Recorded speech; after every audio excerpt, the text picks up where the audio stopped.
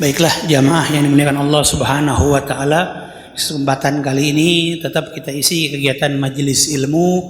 Di antaranya insyaallah di kesempatan pada malam hari ini Al-Faqir akan coba menerangkan sedikit tentang bab adab dan termasuk juga keadaan umat yang sedang terjadi saat ini. Di antaranya di dalam Kitabul Adab yang dikarang oleh Sayyid Muhammad Amin bin Idrus bin Syekh Abu Bakar bin Salim. Beliau seorang murid daripada Al-Habib Zain bin Ibrahim bin Semit dari Madinah. Beliau mengutip kumpulan kitabnya yang berisi Kitabul Adab, isinya berbagai macam adab sehari-hari, baik adab makan dan segala macam. Dan diantaranya yang pada kesempatan kali ini sedikit saya ingin mengutip dan membahas tentang adab tentang seorang anak terhadap orang tuanya. Ya. Di antaranya yang pertama di dalam kitab Al-Habib Muhammad Amin bin Idrus bin Syekh Abu Bakar, beliau mengutip di antara adab anak terhadap orang tua yang pertama, yaitu hendaknya kita sebagai seorang anak atau sikap seorang anak terhadap orang tuanya yang pertama adalah memandangnya dengan penuh kehormatan dan kasih sayang, karena memandang kedua orang tua termasuk kategori ibadah. Ini penting nih. Jadi memandang orang tua dengan pandangan rahmat, dengan pandangan kasih sayang termasuk dalam ibadah. Ini kita belum membahas masalah baktinya, berbakti kepada orang tua, taatnya. Memandangnya saja dengan rahmat dan kasih sayang termasuk dalam ibadah. Sebagaimana dalam hadis Nabi kita Muhammad sallallahu alaihi wasallam, qala Nabi Muhammad sallallahu alaihi wasallam, khamsum minan nazar. Terdapat 5 pandangan yang terhitung dalam ibadah, kata Nabi. Ya, yang bawa kertas mau ditulis silahkan, ini bermanfaat. Ada 5 pandangan ya yang termasuk terhitung ibadah kalau kita mandangnya dengan benar-benar rasa cinta, mahabbah dan pandangan rahmat. Yang pertama ya, an-nazar ila abawain, memandang kedua orang tua. Jadi memandang kedua orang tua dengan penuh rahmat, kasih sayang, ini termasuk dalam ibadah. Yang berikutnya, wan nazar fil mushaf, memandang mushaf Al-Quran termasuk ibadah. Wan nazar ilal Ka'bah, memandang Ka'bah termasuk dalam ibadah. Wan nazar fi Zamzam, memandang sumur Zamzam termasuk dalam ibadah. Wan nazar ilal alim, memandang orang alim, alim ulama atau guru termasuk dalam ibadah. Jadi ada 5 pandangan kata Nabi yang kalau kita mandangnya dengan rahmat dan kasih sayang termasuk dalam ibadah. Yang pertama tadi apa? Memandang kedua orang tua. Yang kedua memandang mushaf Al-Quran. Yang ketiga memandang Ka'bah. Yang keempat memandang sumur Zamzam. Yang kelima memandang orang alim. Nah ini kita bahas satu persatu dulu ya, nanti sebelum yang ke orang tua. Ini juga kita memandang orang tua ini penting. Kadang-kadang banyak anak-anak sekarang yang mandang orang tuanya dengan penuh apa? Kadang-kadang kesel kalau nggak dikasih uang, nggak dikasih jajan. Ya di sini ada anak-anak nih. Atau kadang-kadang zaman sekarang nggak dibeliin apa itu? Kalau di Indomaret atau Alfa, dibeliin koin buat main apa? Mobile Legend itu kan? Nggak dibeliin pulsa, nggak dibeliin paketan, ngambek, ya kan? Nggak dibeliin makanan, jangan. Atau nggak diturutin permintaannya, kita kesel sama orang tua, nggak boleh. Ya, termasuk yang sudah dewasa juga, yang sudah berumah tangga. Kadang-kadang kalau yang udah berumah tangga juga ini jadi muskilah juga, jadi masalah apa? Memandang orang tuanya. Apa? Di sini kalau tadi anak-anak kalau nggak dikasih uang jajan, nggak dikasih turutin perintahnya. Tapi yang sudah dewasa, yang sudah menikah, apa kadang-kadang? Ada masalah juga yang lebih utama. Kadang-kadang kebanyakan manusia lupa. Dari kecil dididik, diajarin alif ba ta, diajarin mengenal dunia oleh orang tuanya. Begitu dewasa, sudah merasa punya ilmu, sudah berasa bisa nyari uang sendiri, sudah berasa sudah menikah, punya anak, nggak mau diatur sama orang tuanya. Bahkan memandang orang tuanya dengan pandangan hina. Ada nggak yang begitu? Ada. Ngapain sini orang tua ini ngatur-ngatur? Saya udah gede, saya udah dewasa. Ada nggak yang begitu? Ada. Ini hati-hati, intabih, ingat ya, jangan sampai kita berbuat seperti itu.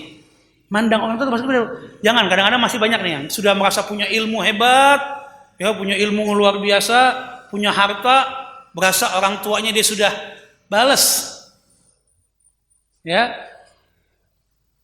Dia lupa, dia anggap pandangan orang, memandang orang tuanya dengan remeh. Nauzubillah, summa nauzubillah. Jangan sampai terjadi di dalam hati kita pandangan seperti itu. Ya. Yang berikutnya tadi, yang kedua, memandang fil mushaf, memandang Al-Quran. Ini juga penting. Kadang-kadang kita Al-Quran kita pandang biasa saja. Bahkan kadang-kadang di rumah ditaruh sudah apa? Kusem, sudah kucel, sudah kotor, berdebu. Kita nggak taruh, kita nggak pandang dengan yang baik, cuman dipajang aja, nggak pernah dibaca. Jangan. Memandangnya harus penuh dengan penghormatan. Bahkan banyak yang zaman sekarang kadang-kadang megang Al-Quran malu. Megang Al-Quran gengsi. Coba kita lihat saudara-saudara kita. Ya, saudara-saudara kita itu ya dari apa? Kaum agama lain. Kalau mereka lagi beribadah hari Minggu, coba kita bisa lihat. Bawa kitab agamanya mereka tuh pede, nggak malu. Kita kadang-kadang umat Islam malu. Nauzubillah semua. Jangan terjadi seperti itu. Ya. Yang berikutnya, fil wan nazaru fil Ka'bah, memandang Ka'bah. Termasuk dalam pandangan yang penuh dengan Ka'bah, termasuk ibadah. Nah nih, banyak dari kita ini jamaah yang sudah umroh, sudah melaksanakan haji pasti merasakan. Ya, kalau masuk Ka'bah pasti beda itu getaran hatinya. Tapi kalau ada kadang-kadang yang niatnya dari awal begitu masuk ngapain sekarang? Nah ini jadi fenomena baru. Kalau dulu kita kalau udah mau masuk nih, apalagi orang-orang tua dulu yang nggak nyangka bisa berangkat umroh, bisa berangkat haji, perjalanannya sulit. Begitu datang masuk Masjidil Haram tuh, walaupun kita takjub dengan kemegahan, kebesaran masjid yang luar biasa besarnya, yang megah, begitu kita ngeliat Ka'bah, biasanya otomatis apa rasa kita? Netes air mata kita pasti. Rata-rata tuh ngeliat Ka'bah, netes sendiri, langsung pengen berhadapan dengan Ka'bah, pengen langsung meminta petunjuk, minta doa sama Allah supaya digabulkan doa kita. Tapi sekarang karena setan dan jin sudah masuk ke dalam, nempel di badan kita, yang kita bawa nih apa? Ngapain begitu masuk? Bukan selfie sekarang. Kalau selfie begini, ini bikin ngevlog. Ngevlog tahu nggak tuh? Kita datang, kita bawa tuh handphone, kita rekam. Bahkan ada kadang-kadang yang sengaja pakaiannya udah di matching-matchingin, pakai jubahnya, pakai habayanya, ini perempuan masuk sengaja bawa kameramen untuk nyoting seolah-olah dia masuk, pakai lagu di backsound. Wah, seolah-olah lagu sholawat. Seolah-olah udah benar-benar niatnya ibadah. Ini hati-hati. Niatnya sudah dari awal mandangnya supaya pengen ditonton orang. Nauzubillah. Jangan seperti itu. Kita lihat, saya kalau nggak salah menurut pengalaman saya nih, jamaah yang lain yang sudah sering bolak-balik bisa tahu. Kalau nggak salah tuh saudara-saudara kita kalau dari Turki kalau nggak salah, atau dari mana itu kalau keluar Ka'bah nggak pernah mau ngebelakangin Ka'bah. Dia kalau keluar Masjidil Haram tuh Ka'bah tuh pasti jalannya mundur atau jalan menyamping. Saking dia jaga adabnya dengan Ka'bah, dia nggak mau mantatin, bahasa kitanya nih, nggak mau membelakangin Ka'bah, dia jalannya jalan mundur atau jalan menyamping. Ini kadang-kadang zaman sekarang nggak, malah sibuk handphone ngevlog masuk, bikin lagu deh, mau foto, mau ini nanti silakan. Yang pertama jangan dulu, ini datang udah jauh-jauh, bukannya minta doa sama Allah, munajat malah mamer. Nauzubillah, summa nauzubillah. Nah yang berikutnya, ya. Wan nazar fi Zamzam, memandang sumur Zamzam. Nah ini kita jarang juga yang melihat ini. Ya paling enggak kalau kita mau minum air Zamzamnya, kita benar-benar niat mau benar-benar air yang penuh dengan keberkahan, ya, dengan baca bismillah dengan niat yang baik. Karena jarang yang bisa masuk sumur Zamzam kan, nggak semua bisa melihat ini, ya. Yang berikutnya wan nazar ilal alim, memandang orang alim termasuk dalam ibadah. Nah ini seperti saya kemarin sampaikan di majelis Hadrah Basaudan, orang alim ini kita harus fahami dulu, ya, memandang orang alim. Orang alim siapa itu? Orang yang mempunyai ilmu, alim ulama, kiai, ustadz, guru ngaji, habaib, ya, seorang ulama, habib, ataupun guru kita. Ini kadang-kadang yang disepelekan yang terakhir nih. Biasa kita kalau ketemu ulama, kiai, ustadz, guru, hormat, takzim, memandangnya dengan rasa rahmat dan pandangan kasih sayang, sopan. Tapi yang jadi masalah yang terakhir ini, kalau mandang apa? Mandang guru. Banyak generasi sekarang yang mandang guru dianggap biasa saja. Bahkan kadang-kadang guru-guru di sekolah sana sini sudah nggak dihormatin kadang-kadang. Yang bikin ulah nggak hormatinnya bukan hanya karena ulah anaknya, tapi karena ulah siapa? Ulah siapa? Orang tuanya juga. Berapa banyak sekarang yang anak sekarang kalau diomelin yang belain siapa? Orang tuanya. Sampai berapa banyak kejadian guru di sekolah disamperin orang tuanya sampai digebugin. Ada guru yang salah, oknum ada yang berlebihan. Tapi kebanyakan saat ini yang terjadi apa? Beda dengan jangan bapak-bapak. Bapak-bapak nih, Haji Arsani umurnya jauh lebih tua. Dulu zaman dulu waktu kecil gimana orang tua? Bahasanya nih kalau orang tua zaman dulu taruh anak saya di pesantren, di sekolah terserah deh anak saya mau salah, omelin. Bahasanya nih kalau orang dulu ngomongnya kan kasar tuh, gebugin nggak apa-apa. Maksudnya bukan berarti disiksa, maksudnya tegas juga pun nggak apa-apa. Tapi orang tua zaman sekarang gimana? Nggak terjadi seperti itu, dibela. Anaknya diomelin dikit. Bahkan kemarin baru terjadi na'udzubillah, semua na'udzubillah. Astagfirullahalazim, ini terjadi di Lombok kalau nggak salah ya. Ada yang baca berita nggak kemarin? Di Lombok apa di Jambi itu? Disuruh membaca, suruh belajar sholat apa belajar baca Al-Quran kalau nggak salah. Ada, saya baca di medsos itu. Ya, suruh baca apa? Mengulang sholat ya. Suruh sholat Jumatan tes sholatnya. Orang tuanya protes. Luar biasa. Diajarin sholat, orang tuanya ngamuk. Anaknya ditegur, diajarin suruh mengulang sholat. Ini kemana ini pendidikan adabnya? Kalau orang tuanya sudah seperti itu, nanti berbalik kepada orang tuanya. Memandang guru, orang alim sudah dianggap seperti yang biasa. Apalagi fenomena yang terjadi di sekolah-sekolah mahal. Yang berasa bayarannya mahal. Saya pernah terjadi. Al-Fagir pernah kuliah di salah satu kampus di Jakarta yang tergolong mahal. Di situ ada sekolah, kampus tersebut ada sekolahnya juga. Sekolahnya sekolah mahal. Yang datang, kalau anak kampus datang pakai masih pada naik motor kita kuliah, yang sekolah di sebelahnya tuh datangnya rata-rata pasti sama orang tuanya naik mobilnya Alphard, Mercy dan segala macam mobil mewah.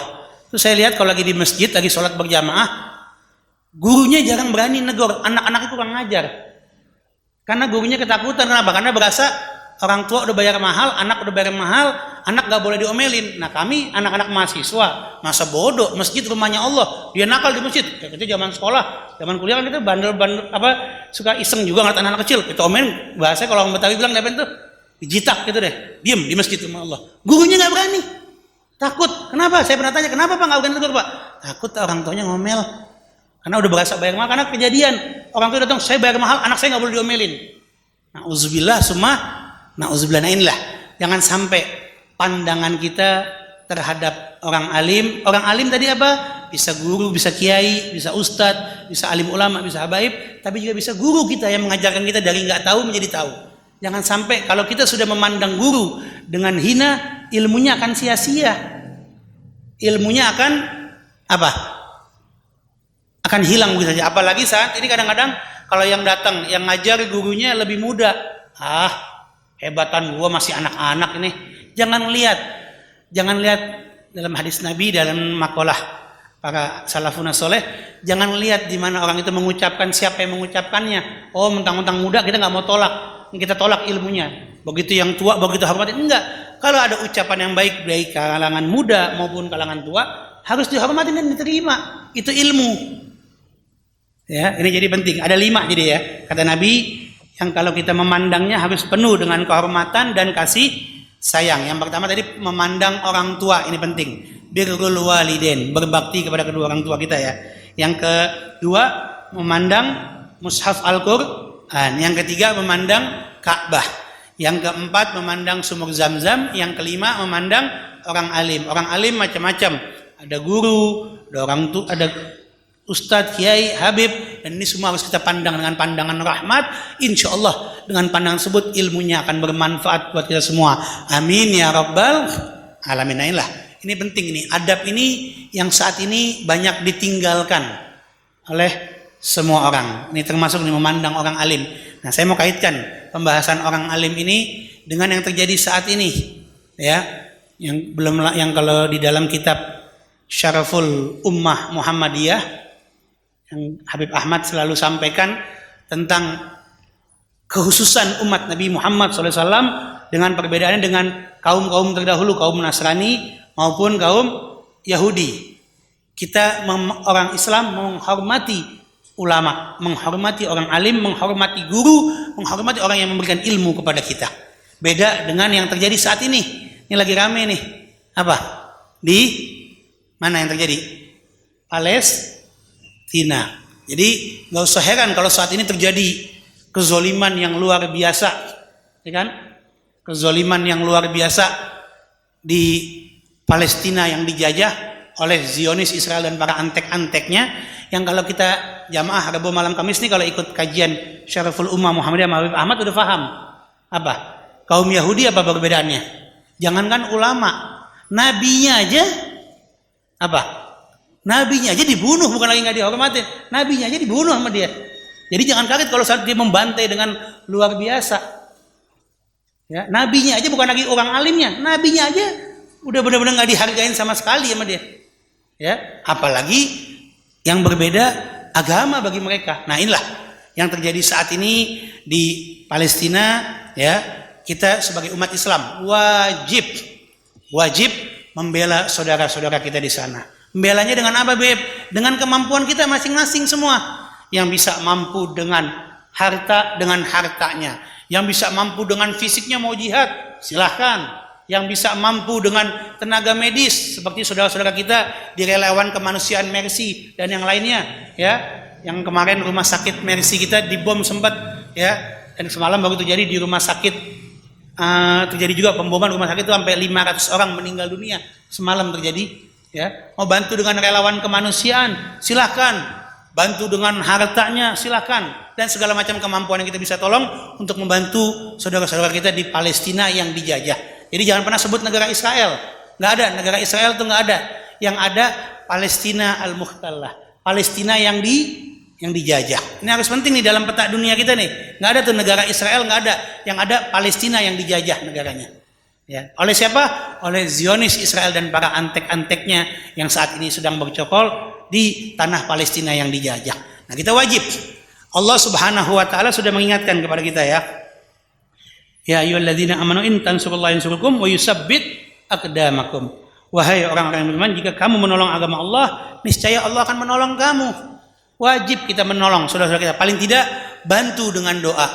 Habib Abdullah Baharun kemarin mengeluarkan maklumatnya luar biasa itu, ya. Profesor Habib Abdullah Baharun dari Hadramut, ya, bantu. Yang bisa bantu saat ini dengan medsos nih juga nih. Kita bantu dengan medsos kita nih, jihad dengan medsos. Suarakan kalimat yang hak, kezoliman dan kekejaman mereka. Ya, memang saat ini di Palestina yang dijajah Israel itu, ya, Zionis sedang mengalami, walaupun dia membabi buta terhadap saudara-saudara kita di Palestina, ya, di jalur Gaza, tapi mereka lagi mengalami kekalahan yang memalukan. Belum pernah dalam sejarah mereka bisa jebol pertahanannya. Rudal sudah biasa, 2009 yang lalu mereka kalah. Ya, dan belum lama beberapa tahun yang lalu juga mereka kalah, tapi baru kali ini mereka kejebol dan kebobolan bisa masuk para pejuang Palestina yang melawan dan merangsek masuk ke dalam tanah Palestina yang dijajah, ya. Dan saat ini sedang gonjang-ganjing di Israel. Bukanlah gonjang-ganjing, Pak, kita boleh serangannya membabi buta, tapi di sana banyak tentara yang udah bunuh diri, banyak tentara yang stres nggak mau berperang karena memang siapa yang nggak kuat. Yang dibunuh bukannya para pejuang Hamas. Yang dibunuh kata-kata apa? Yang dibunuh kata-kata apa? Warga sipil, anak-anak kecil, wanita. Bahkan semalam baru terjadi. Kalau nggak salah itu rumah sakit, bukan rumah sakit punya orang Kristen kalau nggak salah. Satu rumah sakit 500 orang meninggal dunia di rudal langsung. Na'udzubillah, semua na'udzubillah. Nah, ini kita wajib untuk membela agama Allah. Membelanya apa? Dengan kalimat yang hak. Sampaikan kita punya jihad kita. Dari melalui mimbar, melalui apa, dan didik. Saat ini ada fenomena yang menarik, Pak. Jamaah sekalian, ada fenomena yang menarik. 15 tahun yang lalu, 20 tahun yang lalu, perang ini sudah terjadi berlarut-larut, berpuluh-puluh tahun. Kalau terjadi konflik, pasti rata-rata mayoritas di Indonesia mendukung Palestina. Tapi apa yang terjadi saat ini? Ini buah dari pendidikan kepada orang tua, ini penting ini. Ini penting, makanya kembali kalau ke orang tua ini penting. Orang tua mau dipandang anaknya dengan rahmat dan kasih sayang, ajarin ilmu agama kepada anak-anaknya. Saat ini saya lebih fokus, pengen lebih ke pendidikan kita ke dalam negeri dulu. Kita sudah tahu kezolimannya di luar. Yang lebih mengkhawatirkan saat ini terjadi di bangsa kita apa? Apa yang jamaah bisa lihat saat ini? Ketika terjadi konflik Zionis Israel dan Palestina, yang terjadi di Indonesia saat ini, muncul dukungan yang luar biasa dari saudara-saudara kita umat muslim dan umat lainnya untuk membela Palestina. Tapi yang gak kalah menyedihkan saat ini, baru pertama kali di Indonesia terjadi, yang membela Israel justru banyak juga orang-orang yang membelanya. Ada nggak yang membela? Ada. Pengamat di televisi ada yang membela. Bahkan ada yang lagi demo dia bela Zionis Israel. Bahkan banyak anak-anak kita yang belajar ke sana, banyak belajar ke Tel Aviv, ke Haifa dan yang lainnya, banyak yang belajar. Kemana ini tarbiyah anak-anak kita, ini pendidikan orang tua kita? Yang belajar ke sana bukan orang non muslim, banyak orang Islamnya juga. Nauzubillah. Kok bisa kita punya hati mendidik anak-anak kita, didik masukin ke sekolah-sekolah, di sekolah-sekolah non muslim? Nauzubillah, summa nauzubillah. Bahkan di sekolah Zionis yang akhirnya tumbuh memusuhi kita. Bahkan sudah diakuin oleh Perdana Menteri Israel Benyamin Netanyahu bahwa mereka gelontorkan uang besar-besaran untuk membayar para buzzer. Kalau zaman sekarang ini para buzzer, para orang-orang bayaran di seluruh dunia untuk membela mereka. Di Indonesia terjadi. Belum lama ada yang lagi orasi membela Palestina, ada yang ngelawan, ada yang bela Israel. Ini belum pernah terjadi loh, 15 tahun yang lalu, 20 tahun yang lalu belum pernah terjadi. Terang-terangan dia bela Israel. Bahkan ada beberapa yang sudah berani mengibarkan bendera Israel di Indonesia. Ada terjadi. Bukan nggak terjadi, ada terjadi. Kenapa ini bisa terjadi? Kalau kita kembali dalam majelis ilmu kita, ini pendidikan tarbiyahnya. Makanya hadirnya majelis ilmu ini penting. Didik anak-anak kita, didik keluarga kita untuk cinta terhadap Allah dan Rasulnya, dan wajib mengajarkan ilmu agama. Sebagaimana yang waktu Maulid Nabi kemarin, guru kita Habib Muhammad Rizik sudah mengingatkan, wajib zaman sekarang sekolahin anak di sekolah pendidikan Islam. Jangan bangga di sekolah pendidikan umum, bahkan di sekolah pendidikan yang notabene bertentangan dengan ajaran agama Islam. Jangan sampai anak tumbuh jauh dari agama Allah, tumbuh jauh dari orang tuanya. Nauzubillah, summa nauzubillah. Nah, karena itu wajib ya kita untuk membela agama Allah Subhanahu wa taala. Kenapa? Karena ini tambah akhir zaman nih, tambah berat keadaan kita umat beragama. Ya, makin tahun makin berat keadaan kita hidup beragama. Yang kata Nabi dalam hadisnya, akhir zaman nih orang memegang agama bagikan bara api. Ya, kita memegang prinsip agama yang baik bagikan bara api. Ya, dianggap salah, dianggap Islam radikal. Saat ini kalau berbicara radikal dan teroris, siapa teroris yang sebenarnya? Zionis Israel dan para antek-anteknya. Antek-anteknya siapa? Antek-anteknya udah jelas. Siapa? Amerika dan para sekutunya, dan termasuk catat di sini negara-negara, para pemimpin-pemimpin Arab yang diam akan kezoliman tersebut. Yang diam akan kezoliman tersebut. Sama. Buat apa mereka bangun mega-megahan, gedung-gedung pencakar langit semua, dia bela itu semua. Makanya berbicara negara Arab, ya, ini fenomena yang terjadi saat ini. Kalau umat Islam bersatu, kalau negeri Arab bersatu, sebentar sebenarnya Israel kelar itu urusannya. Tapi umat Islam selalu terpecah belah. Nah, makanya kita di sini jangan sampai virus perpecahan terjadi kepada kita. Bahkan yang bela tadi sudah ada orang Indonesia yang bela Zionis Israel. Bahkan ada lagi yang lebih keji lagi. Apa yang lebih keji lagi? Ini lagi rame nih. Di medsos lagi rame nih, viral beritanya. Yang katanya ulama. Adalah nggak perlu saya sebut namanya lah. Mau dari kalangan katanya Wahabi, katanya Salafi, atau katanya orang tasawuf itu dari Sumatera itu, malah dia bela. Malah dia hantam saudara-saudara kita yang Hamas yang sedang berjuang. Yang berjuangnya nih, kita disuruh jahidul musyrikina bi amwalikum wa anfusikum wa alsinatikum. Kita disuruh Nabi ini untuk berjihad nih dengan harta kita, dengan suara kita, dan dengan nyawa kita. Kita di sini, saya ini baru berjihad dengan suara dan dengan harta kita mungkin. Mereka di Palestina bukan dengan harta dan jiwa, dengan harta dan lisan lagi, tapi dengan jiwa. Masih difitnah. Yang fitnah katanya ulama. Jangan didengerin itu. Siapa itu namanya? Saya nggak perlu sebut, udah paham lah namanya. Ya kan? Siapa itu namanya? Jangan diikutin, geblek itu. Geblek, jelas memang oknum-oknum bayaran sudah banyak memang. Yang jadi yang dibayar bukan hanya aktivis, bukan hanya LSM, ulamanya pun dibayar. Siapa itu namanya? Riyad Bajri, siapa itu? Riyad Bajri itu. Jangan diikutin itu. Usir itu kalau di Tanjung Barat, wajib kita usir itu kalau di Tanjung Barat ada itu. Dia bilang dia fitnah Hamas. Orang lagi berjuang mati-matian difitnah. Dibilang pro antek-anteknya, bahkan dia katanya dibilang Hamas anteknya Israel kata dia. Nauzubillah.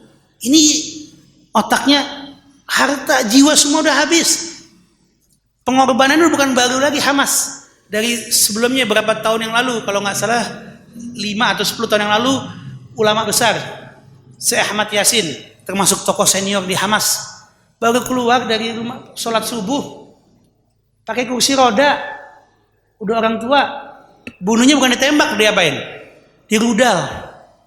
Jadi pengorbanan ini jangan bicara kalau di Palestina, pengorbanan dengan harta dan jiwa, dan dengan suara dengan jiwa semua. Masih difitnah, hati-hati. Makanya hati-hati dalam memilih ulama, guru ini harus hati-hati juga. Ini hati-hati nih, saat ini banyak oknum-oknum bayaran yang saat ini ditebar untuk mempropagandakan, memfitnah para pejuang Islam, dan untuk melemahkan barisan perjuangan umat. Ini yang dilakukan oleh musuh-musuh Allah supaya umat Islam lemah. Kalau umat Islam lemah, gampang diobrak-abrik, gampang dipecah belah. Nah ini jangan sampai di Indonesia kita terjadi seperti itu, ya. Makanya harus hati-hati, ya, kita di Indonesia ini. Masyiral muslimin, rahimakumullah. Nah itu, ya, sedikit yang saya bisa ingatkan tentang bab mengenai, ya, kezaliman Israel. Kenapa? Karena Nabi sudah mengingatkan kepada kita, ya, di dalam hadisnya, sayati 'alan nas sanawatun khadda'atun yusaddiqu fihal kadzib wa yukadzibu fihal shadiq. Ya, akan datang kepada kalian, ya, tahun-tahun penuh kebohongan. Saat itu pendusta dibenarkan, orang yang benar justru disalahkan. Pengkhianat diberikan amanat, dan orang-orang yang dipercaya justru dikhianatin. Ini terjadi saat ini, baik dalam keadaan dalam negeri maupun dalam keadaan luar negeri. Bagaimana kita lihat pejuang-pejuang Islam yang sudah benar-benar berjuang dengan darah dan jiwanya masih difitnah. Apalagi kita di sini yang belum berjuang dengan jiwa, ya, difitnahnya luar biasa. Belum lama ulama ngomong sedikit keras dibilang apa? Ini kalau dimasuk di YouTube nih dibilangnya apa langsung nih? Wah, Habib Ali dibilangnya apa? Radikal, teroris. Padahal teroris sesungguhnya mereka lah yang membela kezoliman.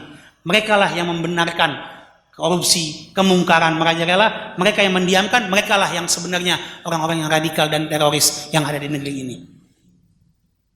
Ini Nabi sudah mengingatkan, hati-hati, akan datang suatu masa ketika pendusta, ya, dibenarkan, dan orang yang benar justru disalahkan.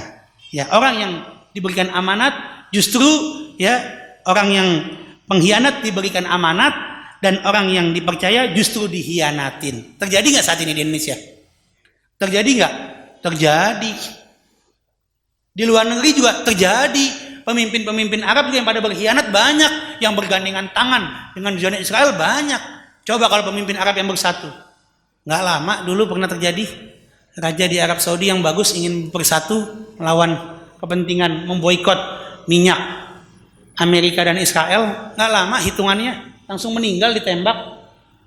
Tapi sebenarnya kalau semua berani, kalau semua pemimpin-pemimpin Arab seperti para pejuang Hamas, kelar urusannya. Nah inilah kembali kepada iman kita, sebagaimana Allah sudah ingatkan, in tansurullah yansurkum wa yusabbit aqdamakum. Kalau kita benar-benar beriman kuat, kokoh, Allah akan menguatkan iman dan takwa kita. Tapi sayangnya banyak ketika berbicara keimanan, hati kita menjadi lemah. Ketika berbicara keimanan, hati kita nggak kokoh. Kalau lagi di majelis rapi nih, sadar semua. Begitu di luar lalai. Sekarang kokoh, begitu di depannya ada duit berubah. Ada nggak yang begitu? Ada nggak? Nih lagi zaman musim apa nih? Mau musim kampanye nih, ya. Besok kalau ada pemimpin yang nggak benar, dibela asal bawa uang di depannya. Ya. Banyak yang begitu. Banyak yang hilaf gak? Karena diuji. Kita ini hidup diuji. Kata Nabi, hubbud dunya ra'su kulli khati'ah. Cinta kepada dunia sumber malapetaka. Cinta harta, cinta kedudukan, cinta wanita, ini diuji. Nah, ulama dan orang kita saat ini diuji juga. Kalau harta nggak tergoda, wanita nggak tergoda, kedudukan nggak tergoda, apa yang terjadi baru? Baru dikriminalisasi dan dijahatin seperti guru-guru kita, para alim ulama kita yang berjuang, yang saat ini banyak dizolimin, dimasukin penjara, bahkan ada yang mau dibunuh, bahkan seperti saudara-saudara kita di Palestina menghadapi tantangan langsung nyawanya. Jadi inilah hidup memegang agama penuh dengan perjuangan. Karena itu harus kokoh dan mantap iman dan takwa kita.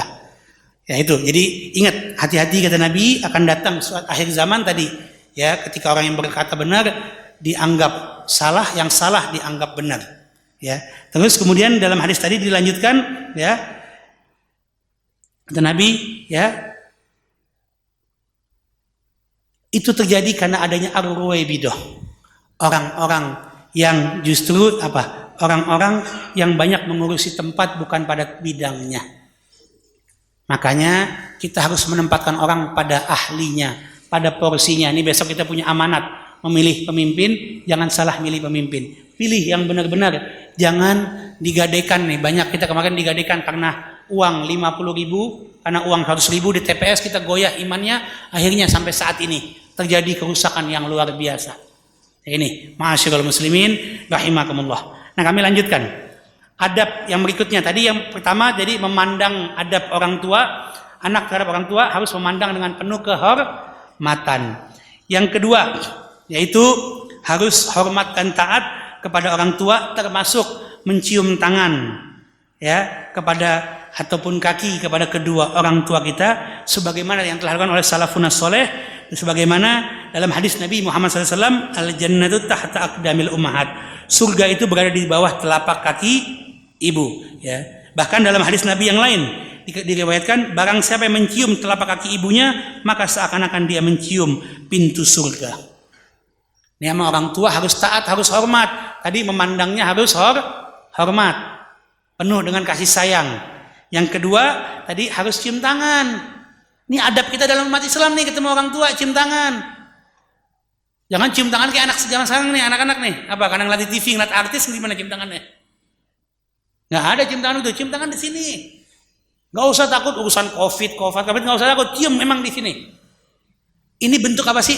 Tasyrifan wa takriman. Bentuk menghormati. Kalau kita sudah hormat, tunduk, patuh kepada orang tua, apapun yang disampaikan orang tua akan gampang kita ikutin. Orang tua pun kalau mengajarkan kepada anak-anaknya untuk taat dan patuh, mulai dari hal-hal yang kecil, cium tangan, anak tadi akan gampang diajarinnya. Tapi kalau dari awal dibiarkan anak tadi gak diajarin adab cium tangan, anak tadi akan tumbuh kurang ajar. Makanya jangan salah juga, kadang-kadang banyak orang tua sekarang ngeluh, kok anak saya kurang ajar, dari kecil gak diajarin adab, mau berangkat sekolah gak diajarin cium tangan. Kami di Asada, kami ajarkan murid-murid kami, kalau ketemu guru, cium tangan.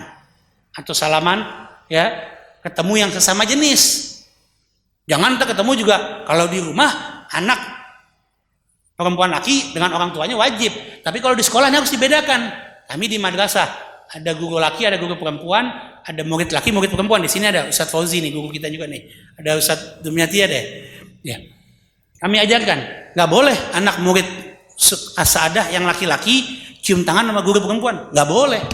Tapi murid laki-laki wajib cium tangan, salaman dengan guru laki-laki, yang perempuan dengan guru perempuan. Tapi kalau di rumah wajib anak perempuan, laki dan perempuan dengan orang tuanya. Ini bentuk tasyrifan wa takriman. Ini penting. Kalau ini diajarkan tumbuh, tapi banyak anak-anak sekarang yang biasa. Mau berangkat sekolah cuma Pak, Bu, minta duit doang, nggak cium tangan. Beda. Anda ingat kan bapak-bapak di sini jamaah yang udah tua, kata-kata kan kalau waktu mau dulu berangkat sekolah, kita ketemu orang tua tuh kayak begitu cium tangan tuh ada rasa yang enak, pandangan begitu kita cium tangan kayak ada rasa adem, hormat, ada rasa di hati kita tuh langsung gimana sih masuk ke hati itu. Tapi kalau dari jauh, dari kecil tumbuh jauh dengan orang tua, begitu tumbuh dewasa jangan kaget kalau anak tadi makin asing, makin jauh. Terus gimana Beb? Kalau kita mencium tangannya atau salam kepada orang tua, saat ini rumah saya jauh Beb dengan anak saya. Anak wajib telepon, wajib WhatsApp kan bisa zaman ini. Ini juga sebagai anak harus diingat nih yang sudah bekerja, termasuk yang orang-orang tua yang anak orang tuanya ada di kampung. Jangan lupa setiap hari atau 1 hari 2 hari, setiap hari kalau perlu lebih wajib. Telepon, tanya orang tuanya kabar, minta salam, minta doa. Ini penting, insya Allah keberkahan kalau kita jalan ini. Ya, kita jalan ini nih, ya, hidup kita akan penuh dengan berkah. Mau ada usaha, mau ada goal, usaha tendernya, proyeknya, pekerjaannya, mau interview, mau apa, bilang sama Abah, Umi di rumah, Bah, Umi, ini besok mau ada interview, mau goal nih, usaha tendernya, doain biar gobul, biar lancar, minta. Insya Allah minta restu, cium tangan, kaki, kalau deket samperin. Ini keberkahan yang Nabi ajarkan, ya. Al-Habib Al-Alamah Al-Faqih Al-Arif Billah Al-Habib Zain bin Ibrahim bin Sumit berkata di dalam Kitabul Adab ini, Sayyid Muhammad Amin bin Idrus bin Syekh Bakar, beliau mengutip dari gurunya Habib Zain bin Ibrahim bin Sumit. Habib Zain bin Ibrahim mengatakan, ya, mengutip dari kata beliau Habib Ali bin Muhammad Al-Habsyi, pada setiap harinya selalu mencium kedua tangan dan kaki ibunya, kemudian beliau meminta kepadanya agar mendoakannya. Ini yang diajarin salafun soleh kita. Ya, Habib Ali bin Muhammad Al-Habsyi, pengarang Maulid Simtud Duror, yang keilmuannya kita sudah tidak ragukan lagi. Tetap udah dirinya orang yang sangat dihormatin oleh umat, ya, tetap dengan orang tuanya wajib ta'abudan, tasyrifan wa takriman, menghormati dan patuh kepada kedua orang tuanya, dan termasuk dalam adabnya adalah cium tangan. Nah, ini penting. Ini kadang-kadang tadi yang saya sampaikan, saya ulang-ulang terus, banyak kadang-kadang kita nih udah merasa hebat, punya duit, sudah bisa punya jabatan, sudah berkeluarga, punya anak, kita lupakan orang tua kita. Bahkan kadang-kadang orang tuanya ditinggalkan begitu saja, merasa dirinya lebih hebat dari orang tuanya. Bahkan kadang-kadang orang tuanya ngajarin, kita ini udah tua, tapi diajarin sama orang tua kita masih ada. Ngapain sih Pak Bu ngajarin lagi, saya udah bisa, udah gede, udah punya anak. Itu terlontar kata-kata kalimat seperti itu, termasuk dalam perbuatan durhaka kita. Nauzubillah. Hati-hati ucapan kita kepada orang tua kita. Doa wali kita punya orang tua. Habib Salim bin Abdullah bin Umar Syatiri mengatakan tuh, kalau masih ada orang tua nggak perlu samperin wali yang lain dulu, samperin dulu orang tuanya. Ya, mudah-mudahan kita yang hadir di sini tergolong orang-orang yang menghormati orang tua kita. Amin ya rabbal alamin. Kenapa? Inilah pintu keberkahannya. Kemudian yang berikutnya, berbicara dengan penuh kesopanan dan adab. Kan dalam Al-Quran sudah ada, ya, jangan mengatakan atau kepada orang tua. Berkatalah dengan kata-kata yang hormat, sopan. Ini penting dengan orang tua kita. Ya. Yang berikutnya, menyediakan, ya, seluruh kebutuhan orang tua jika sang anak sudah mampu memenuhinya. Hal ta'lamuna nafaqatan, apakah kalian mengetahui nafkah yang lebih besar daripada pahala nafkah jihad di jalan Allah? Kata Nabi Muhammad SAW. Apa itu? Ya, para sahabat menjawab, Allah dan Rasulnya yang lebih tahu. Kemudian Nabi mengatakan, pahala yang lebih besar nafaqatul waladi ala walidain afdalu, kata Nabi. Pahala yang lebih besar dari hal itu adalah nafkah yang diberikan seorang anak kepada kedua orang tuanya. Kalau kita punya rezeki, ada uang, walaupun sedikit, berikan kepada orang tua kita. Orang tua kita itu kadang-kadang, nih sini orang tua udah ada, sudah berasa lah nih. Ada Haji Haksani, ada Bapak Haji Edi Rawas, ada yang lain nih banyak nih, yang anaknya sudah pada kerja. Orang tua tuh dikasih sama anak uang, walaupun sedikit, nggak seberapa jumlahnya, tapi rasanya beda nggak? Beda. Rasanya tuh, ya Allah, nggak sangka anak saya udah bisa memberikan walaupun sedikit. Itu rasa girangnya orang tua itu ibadah buat kita, pahalanya luar biasa. Ini kadang-kadang kita begitu dapat uang lupa yang kita berikan apa? bini kita dulu, anak kita dulu. Ya, kita punya kewajiban untuk menafkahi istri dan anak, tapi orang tua juga. Hati-hati, ini pendidikan yang benar dalam Islam. Jangan jauhkan anak dengan orang tua. Ada kemarin Al-Fakir baru lihat di handphone. Ada parenting apa nih, pendidikan keluarga yang baru nih, yang keblinger, yang dia bahasanya sekarang seorang istri yang curhat, pusing katanya di rumah ada mertua, akhirnya dia pengen lebih baik kalau udah berumah tangga pisah, nggak usah tinggal sama mertua sama keluarganya. Padahal seorang anak laki wajib untuk ngurusin orang tuanya, dia ditinggalkan orang tuanya sendirian dan dibela. Hati-hati loh. Saat ini kenapa saya sampaikan seperti ini? Saya suka baca, Anda kalau ada problematika gitu tuh di medsos, jangan cuma lihat isi beritanya. Tapi kalau saya lebih sering baca komentar-komentar itu, pengen lihat, memahamin, ternyata memang banyak pola pikir anak-anak sekarang, generasi muda sekarang, orang-orang tua muda sekarang yang memang udahlah, kita udah hidup berumah tangga, kita sendiri, mandiri sendiri. Orang tua urusan kita di rumah, nanti pisah aja, jangan mau diatur-atur. Ini banyak terjadi seperti ini.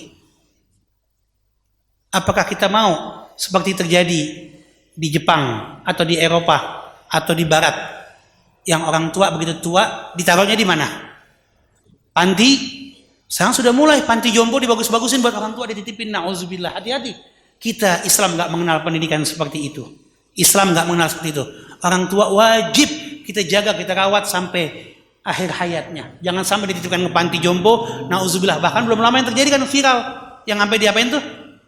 Dibuang anak orang tua tadi. Nauzubillah, summa nauzubillah. Nah, terakhir poinnya, mau anak tadi berbakti kepada kedua orang tua, mau orang tua nggak terjadi hal-hal nauzubillah seperti tadi demikian, kembalinya kemana? Hukum Allah. Jangan, makanya anak dari kecil didik agama yang kuat. Sekali lagi pesan saya, udah nggak usah main-main, nggak usah sok-sokan, mau sekolahin anak yang keren-keren tapi agamanya dilupakan. Pendidikan agama penting. Mau anak kita sukses, pendidikan teknologinya umumnya silakan, tapi pendidikan agama nomor 1 harus tetap kuat tertanam dalam tubuh anak-anak kita. Supaya apa? Begitu dia tumbuh dewasa menjadi anak-anak yang birrul walidain, berbakti kepada kedua orang tuanya. Amin ya rabbal alamin. Inilah sedikit, mudah-mudahan ada manfaatnya. Mari kita baca suratul Fatihah. Semoga Allah menjadikan kita rumah tangga yang sakinah, mawaddah, warahmah. Anak-anak kita anak-anak yang soleh, soleha, berbakti kepada kedua orang tuanya, taat kepada Allah dan Rasulnya, dan dapat benar-benar menjadi umat yang membela agama Allah. Amin ya rabbal alamin. Bitilkaniyah bi aswari al-Fatihah.